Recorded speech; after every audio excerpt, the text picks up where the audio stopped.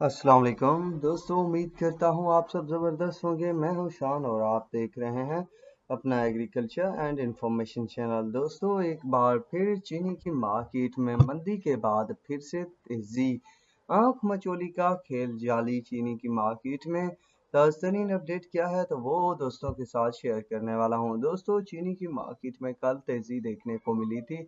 फिर से मार्केट कुछ कमज़ोर हुई। सुबह ओपनिंग से कुछ कमज़ोर में चली गई, बाद में कुछ तेज़ी बनी और ज़बरदस्त तेज़ी बनी, जिसके बाद जेडी फुल माई जो है 13,675 रुपये तक भी काम हुआ है और जेडीडब्ल्यू जो है 13,420, यूनाइटेड 13,420, आरवाई के 13,520 रुपये तक भी रेट्स जा पहुंचे हैं। इसके अलावा बाकी शुगर मिले हैं जो कि